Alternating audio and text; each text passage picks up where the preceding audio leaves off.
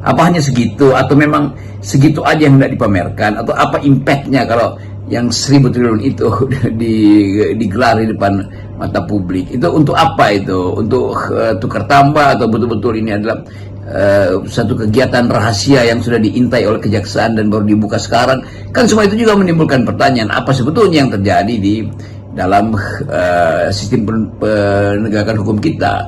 Juga mungkin akan ada sedikit ketegangan antara jaksa dan hakim-hakim, karena merasa bahwa kejaksaan mampu menangkap hakim-hakim ini, tapi jaknya sendiri punya banyak masalah dan tidak bisa dipersoalkan. Kan itu juga ya menimbulkan ketegangan psikologi antara lembaga penegak hukum, terutama antara kejaksaan dan wilayah kehakiman. Jadi kelihatannya banyak isu yang dibangkitkan untuk memperlihatkan bahwa ada gerak dinamika setelah Presiden Prabowo dilantik sebagai presiden. Atau dengan kata lain, wilayah-wilayah yang tadinya mungkin tertutup, begitu Prabowo dilantik jadi presiden, wilayah-wilayah itu mulai saling mengintip, lalu saling menjebak, lalu saling terbuka. Tapi yang penting adalah kita bisa tahu bahwa jumlah kasus yang kemarin-kemarin di era Pak Jokowi disembunyikan itu kelihatannya akan dibuka habis-habisan. Dan jangan kaget misalnya kalau soal uang 1.000 triliun yang dikorupsi oleh aparat Mahkamah Agung ini, ketika digelar bukan sekedar uang yang mesti diperlihatkan, tetapi juga jaringan-jaringan di belakang uang itu. Kan semua uang yang jumlahnya besar itu pasti ada jaringan juga yang membackup itu. Ya jaringannya pasti jaringan kekuasaan.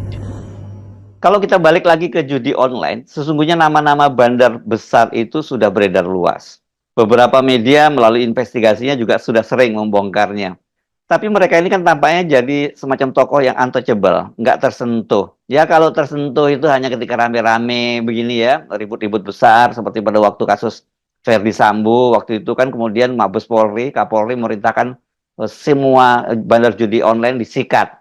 Tapi benar apa semua yang disikat gitu, atau yang hanya yang jadi korban saja, atau sementara diperankan jadi korban begitu ya.